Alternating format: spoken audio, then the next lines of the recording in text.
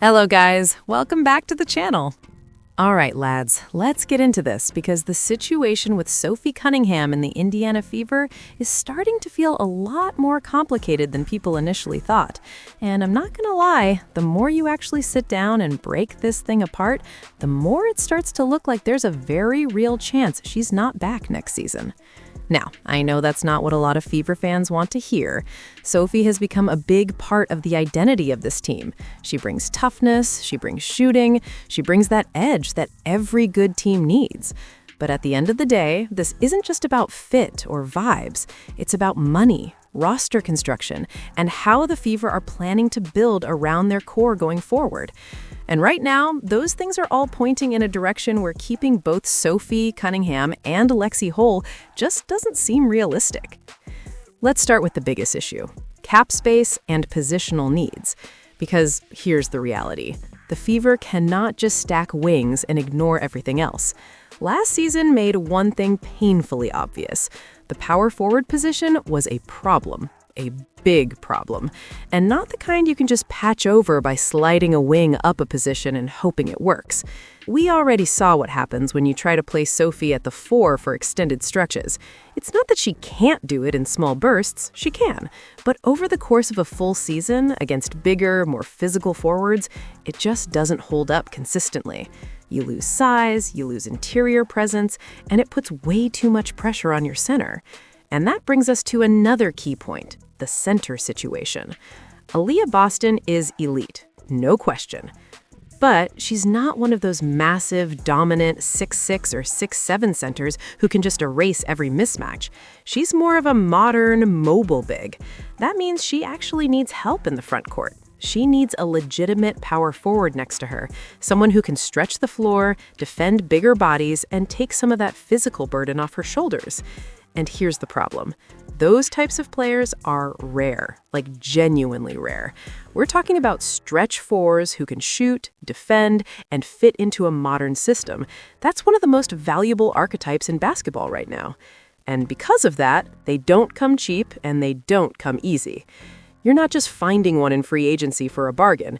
You're not just pulling one out of the draft this year either, because let's be honest, that type of player isn't really there in this class. And overseas, same story. Plenty of guards, plenty of wings, but true stretch forwards? Almost none. So if you're the Fever, you have to prioritize that position. And once you accept that, everything else starts to fall into place. Or rather, fall apart when it comes to keeping both Sophie and Lexi. Because now we get into the money side of things. And this is where things get really interesting. We've already seen what the market is starting to look like. Players who are solid, not stars, not elite, are getting massive offers. We're talking about forwards getting close to or around $900K per year, and not even elite ones, just solid rotation level players who can shoot a bit and fill a role. That's the market now. So if that's what those players are getting, what do you think Sophie Cunningham is worth? Because let's be real, she's better than that tier. She brings more to a team. Shooting, toughness, experience, personality, leadership. She's a valuable piece, the kind of player contenders actually want.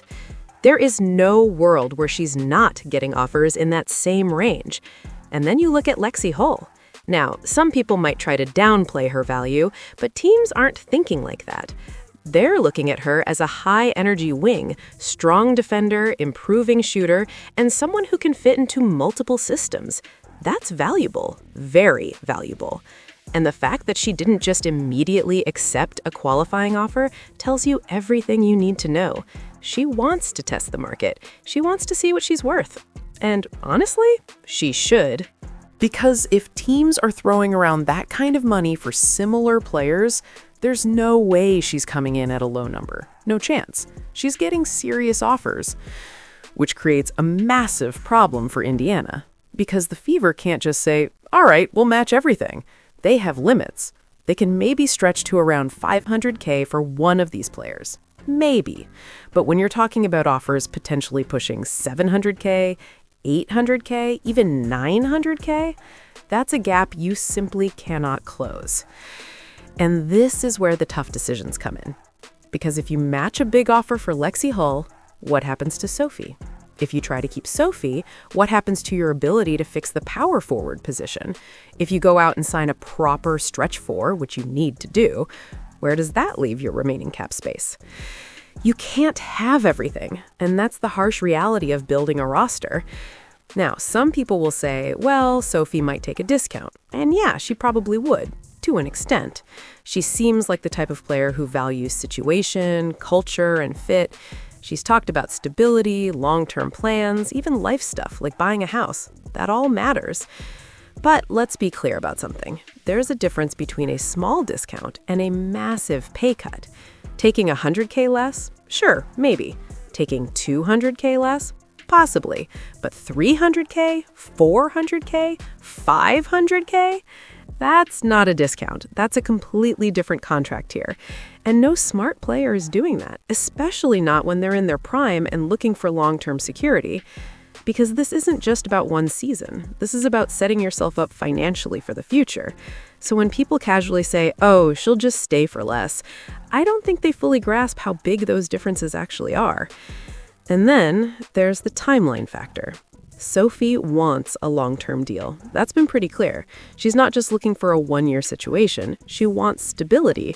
But can the Fever offer that? Not really. Not at the level she's likely to get elsewhere.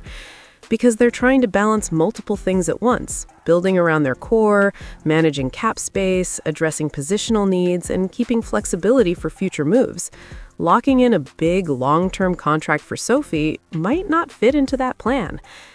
And then you add in the little things, like the podcast situation. Now, I'm not saying that's definitive proof of anything, but when a player says they're going to release something and then suddenly doesn't during free agency, it raises eyebrows, because that could mean something changed.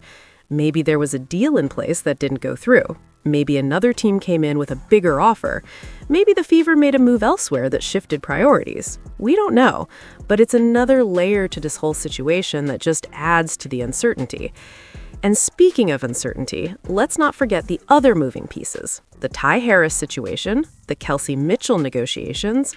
All of these things impact how much money is available and where it gets allocated. If more money than expected is tied up in other deals, that makes it even harder to bring Sophie back. So when you step back and look at the full picture, it's not just one factor, it's everything combined. Cap space, positional needs, market value, roster balance, future planning. And unfortunately, when you put all of that together, it paints a pretty clear picture.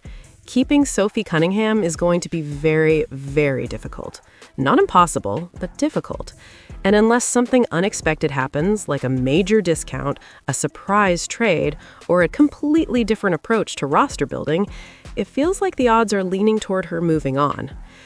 Which again, is tough, because she's a great fit in a lot of ways. But sometimes it's not about fit. Sometimes it's just about numbers. And right now, the numbers aren't adding up. So tell me what you think. Don't forget, like and subscribe.